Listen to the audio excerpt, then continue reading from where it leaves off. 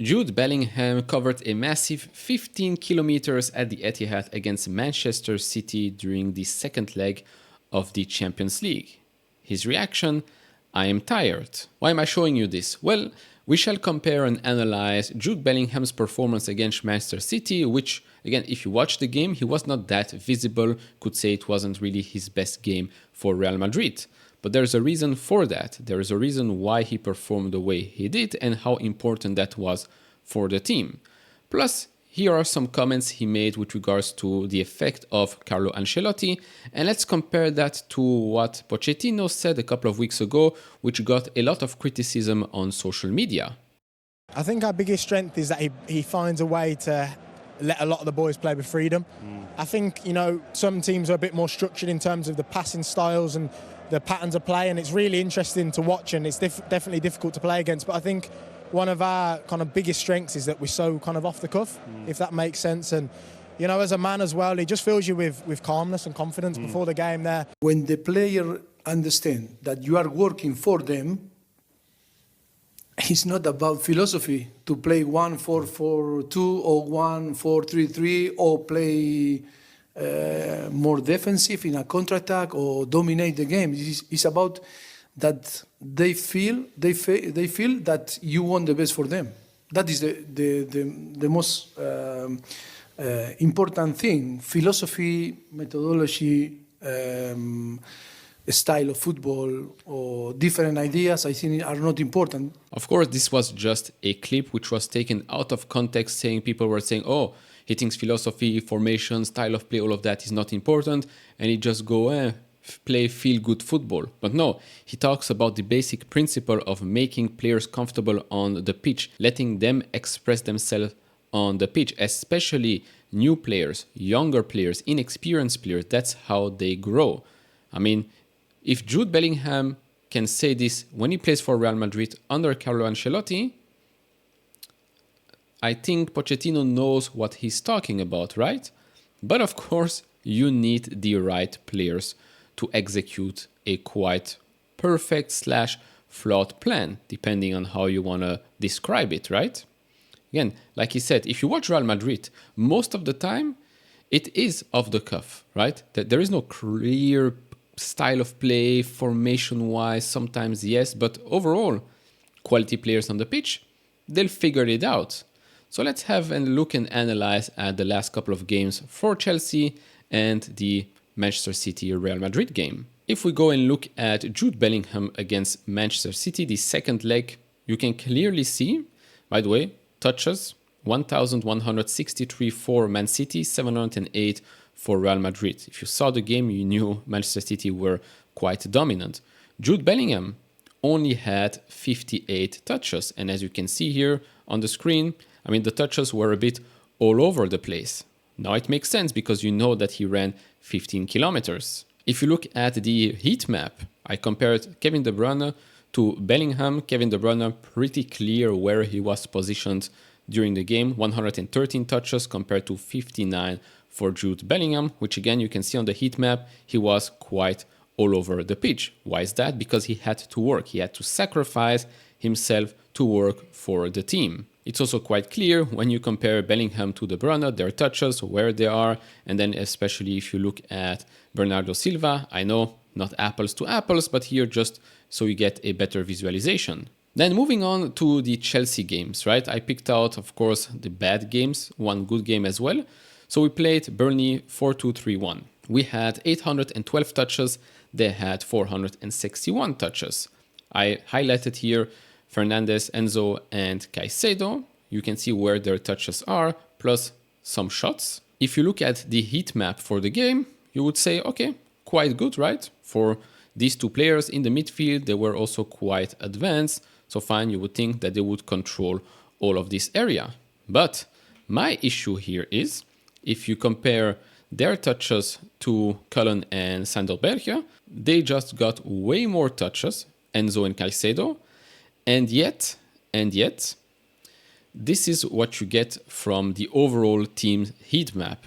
Clearly, we were dominating here the middle of the park, plus also quite the right side. But Burnley, if you look at their heat map, it was quite clear where they were spending most of their time. And also, this is a quote that I took from Cesc Fabregas, the little clip at Como, where he was quite vocal. I don't like to have the ball just to have it. And this is basically describing Chelsea, not just in this game, but in plenty of other games. Dominating possession, touches, passes, but in the end, look at the score, 2-2. Moving on to Sheffield against Chelsea. Again, same formation, same end, 2-2. Here you can see Fernandes and Caicedo. How many touches? Close to 190. If you look at the heat map, here again, you can clearly see compared them to 3 of Sheffield's player. Also, very clear where they are spending most of their time. Exactly the opposite where our 2 defensive midfielders were spending their time. Plus, I don't understand why both of them, which are defensive midfielders, in a sense, sometimes they're a bit higher, sometimes not. But why are they also fixated on this side? Again, in-game management is also quite crucial, but from a player's perspective, use your brain a little bit. And here again, the same pattern, more touches, way more touches. Pretty clear that against Sheffield, we were actually spending most of our time not that far forward on the pitch. Sheffield were not really that close at all to the danger zone for us. And yet, they scored 2 goals. Again, I use a quote here, I don't like to have the ball just to have it. Moving on to the big game that we won, 6-0 against Everton, the same team that won against Liverpool. So here you have Caicedo and Gallagher. There's no Enzo for this game, which might be why we're seeing why they're sitting so deep here. But we are sitting so deep here, which by the way, I'll show you in just a second. Our center backs are usually way too high, as we've discussed in the Arsenal video. But 196 touches for Caicedo and Gallagher. I've put here 4 players for Everton. 4 of them only had 170 touches, and most of them spend their time on the side where it's a bit empty for those 2 players, which means other players took that responsibility. If we look at the, horrible performance against Arsenal, like I discussed yesterday, even in that game we had more touches, but again, we are spending way too much time in areas that are not dangerous to the opponent. So here again, I don't like to have the ball just to have it. Of course, I went in depth into the analysis during that game. That video will be in the top right corner. I hope that by now it is pretty clear how big of a difference it is looking at Real Madrid and Jude Bellingham. Although he's young, in my opinion, a world-class player already today, but it is quite clear to see the difference between that team, with experienced players, by the way, in that team, compared to ours.